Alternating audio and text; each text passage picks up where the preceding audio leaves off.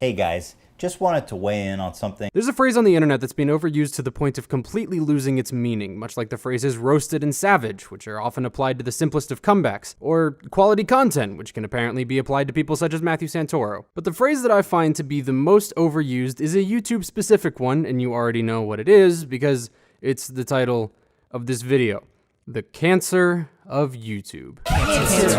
This has really started cropping up in the last few months or so, but the phrase seemed to pick up a lot of steam after H3H3 Productions called out Leafy is here, and called commentary channels cancerous. You may be expecting me to be offended by this comment, but H3H3 posted this well before I started making videos, so clearly he wasn't referring to me. And while that phrase has been thrown around at no small handful of people, including Leafy by several other people, Pyrocynical, and most recently and widely, Drama Alert and its host Keemstar. Some people might be about to go to the comments and say, but Zaptie, they meant all channels that report on drama, but if KSI has ever shouted anything even remotely intelligent, or intelligible for that matter, it was that we all know you're talking about Drama Alert. Keem's only real competition is John Scarce, the human planet, and I highly doubt Markiplier, PewDiePie, or Matthew Santoro have the slightest idea who John Scarce is. I realize that I'm running the risk of ripping off Grade A Under A here. A lot of you have probably seen Grade's video, The YouTubers Complaining About Drama Rant, parentheses, exposing Matthew Santoro. Holy shit, if that's not a clickbait title, I don't know what fucking is. In this video, Grade focuses on deconstructing some of the arguments made by this holy trinity, but he's focusing on their arguments rather than their wording. And he's also making fun of Mark's hair, which he dyed for charity. Does this look like the hair of someone that you should take seriously?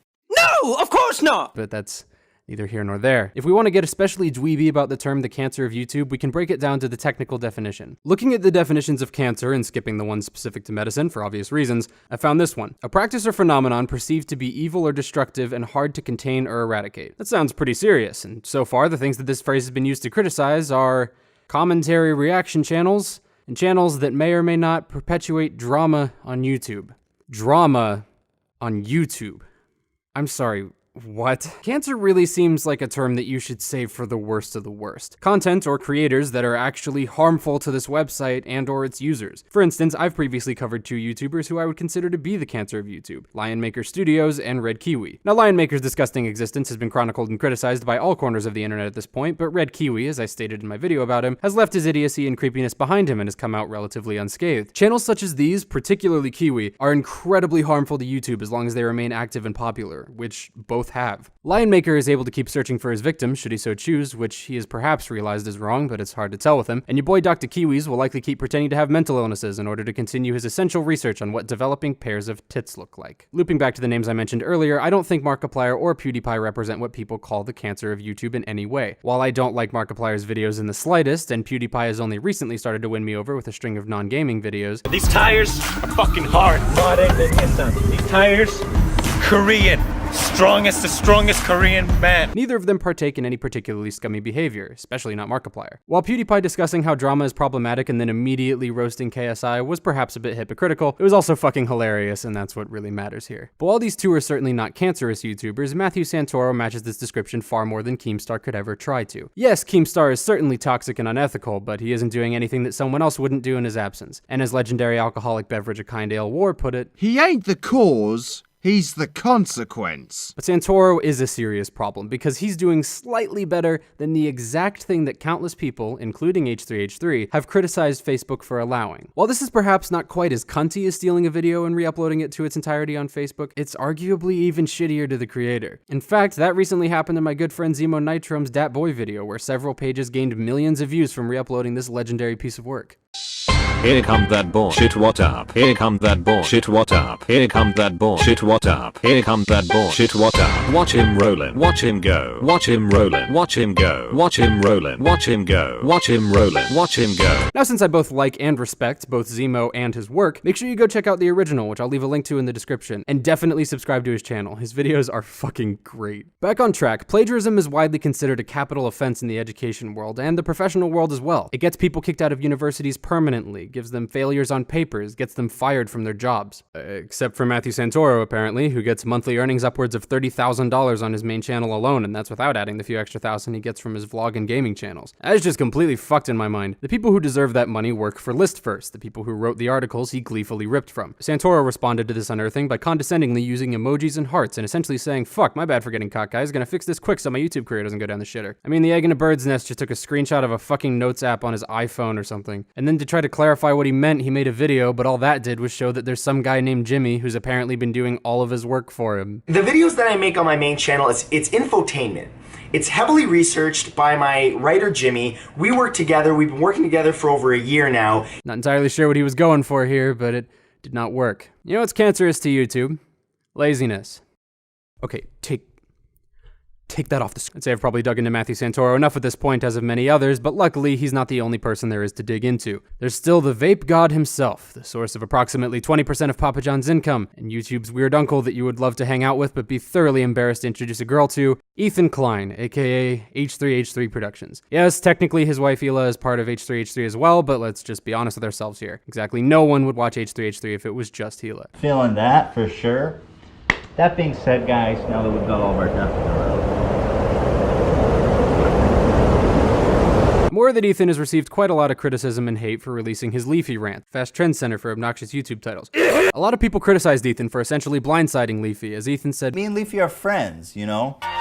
It's stupid, honestly, that we've all gone this long giving these channels a pass, who are cancerous. I'm not going to criticize Ethan for calling Leafy cancerous, as I'd have trouble arguing with him, which I'll get into in a little bit. However, I think that his manner and timing of making this video was extremely, as he would put it, cancerous. At the time Ethan made the Leafy rant, Leafy had just made a video on Tommy NC 2010. The video has since been deleted, but there are re-uploads of it all over YouTube, and I'll include a link to one of them in the description. Tommy's a YouTuber who happens to have autism, a detail that Leafy was apparently unaware of. Leafy included a brief portion of a video where Tommy's channel name was shown, and as a result, Leafy's mentally disabled fanbase swarmed Tommy's comment section telling him to kill himself. The footage I'm showing now can adequately sum up the response to that. Within a few hours of Tommy's video of him crying, Ethan had put out the Leafy rant. And in honesty, I would have respected Ethan for this considerably more if he had done it out of the blue with no prerequisite mistake to base it off of. A decent handful of Ethan's arguments made in this video are valid. However, a few of them are either misinformed or downright manipulative. His focus on Leafy Making fun of a kid, making fun of a kid, making fun of a kid, making fun of a kid. is unquestionably manipulative, as just about every kid Leafy's ever made fun of in Ethan's examples has hundreds of thousands, if not millions of followers, and are very much in the public eye. Now, in Ethan's defense, there's the obvious argument that he's made a video on Maddie B raps, but the majority of that video actually involves Ethan having a crisis of faith and going to Jerusalem. So if you honestly think that's bullying,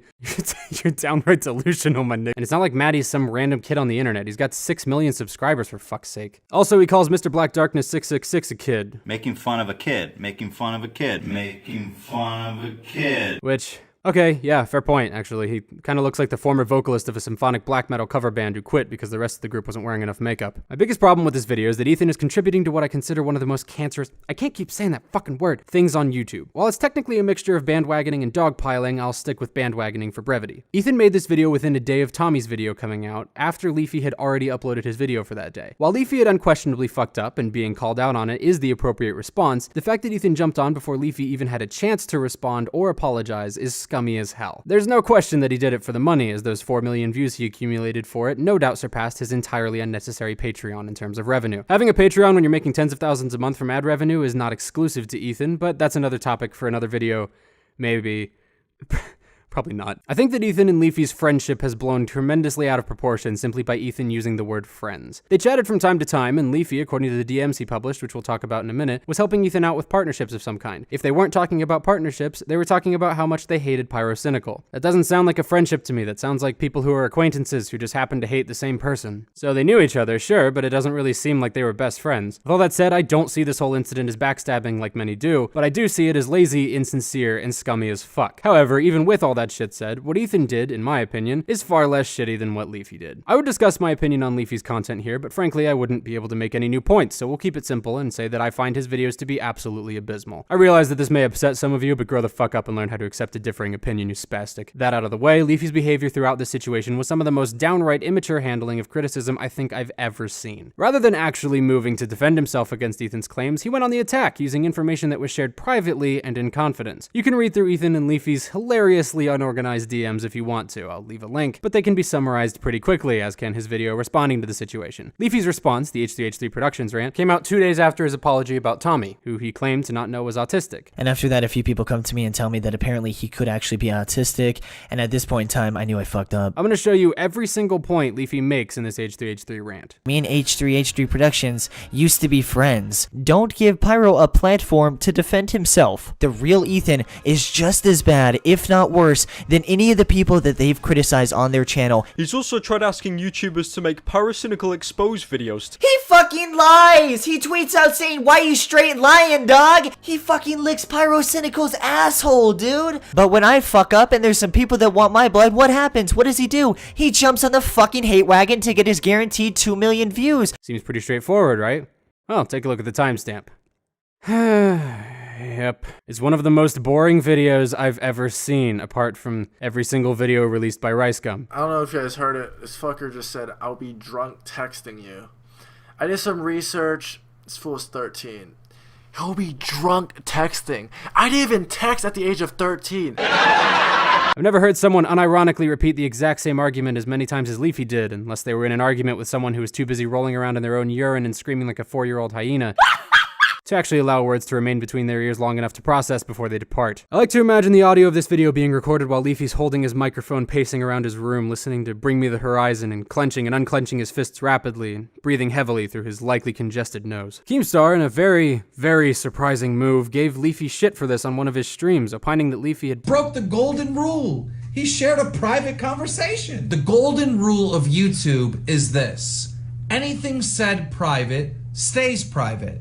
Any Skype call you have, any private DMs, anything you say to another YouTuber, another entertainer in private stays private. And the minute that you release stuff that's private, well then, who the fuck's gonna trust you? And god fucking damn it, this is the 3rd time I've had to say this, but I have to agree with the rat. While I can't speak for Leafy as a person, this does not paint him in a good light at all. Considering that he posted every non-business DM that he and Ethan had exchanged, why would any other YouTubers trust the little twinkle dick? People he doesn't even know yet probably don't trust him now, or at least wouldn't trust him with any shit talking. Leafy took a bad situation and did what, on paper, should have made it so much worse. He hypocritically attacked Ethan for privately talking shit about Pyrocynical, but Leafy has done the exact same thing to the exact same person, even worse than Ethan in my opinion. I can openly admit that I've said my fair share of negative things about other YouTubers, and if those messages were leaked, I would likely look like an asshole. But that would not open me up to criticisms of being a bully, nor of being a hypocrite for being a dick to people publicly, as Ethan criticized Leafy for doing. It would open me up to criticisms of being a shitty person, and that would be fair, but messages exchanged in private should remain that way. Essentially, Leafy broke Ethan's trust because he felt betrayed, which is an extremely unreasonable reaction to a perfectly reasonable feeling. I admittedly don't think Ethan is the patron saint of YouTube as Leafy sarcastically describes him. In fact, I think Ethan is quite the manipulative bastard. But while Ethan's behavior was unquestionably both hypocritical and cancerous, Leafy's response to it was idiotic, pointless, vapid, and why not cancerous? Both of these guys in handling this situation became the very thing that they so adamantly condemned, along with Matthew Santoro, who had been the very thing he tried so hard to condemn from the start of his career. While I've criticized all these content creators pretty harshly, I don't feel as though these actions make them inherently bad content creators, but perhaps just less than stellar people. If I'm being honest, I absolutely love Ethan's videos, and I watch everyone he puts out, on his main channel anyway. And as I said earlier, I find Leafy's content to be just awful, but he's clearly doing something right and entertaining no small quantity of people while doing it. Santoro's videos are shit. I'm not going to give the egg any credit for his effort, because I like to learn from those who are more successful than me, and if Santoro has taught me anything, it's not to give credit for effort. So that's all he gets, they're just shit. I might have gone a little off mission there, but I feel like it was necessary. I realized I discussed beef that's several weeks past its shelf life, but the problem was not that the beef happened. It's that the people who are referring to others, be it individuals or type of content as a whole, as the cancer of YouTube are doing far more harm to the integrity of the community, or in other words, performing a practice or phenomenon perceived to be evil or destructive and hard to contain or eradicate, than most of the people they criticize simply through their behavior. But there is a silver lining for all of these men. While they may all be cancerous in their own ways, they can't hold a candle to Rice Gum's Twitter page.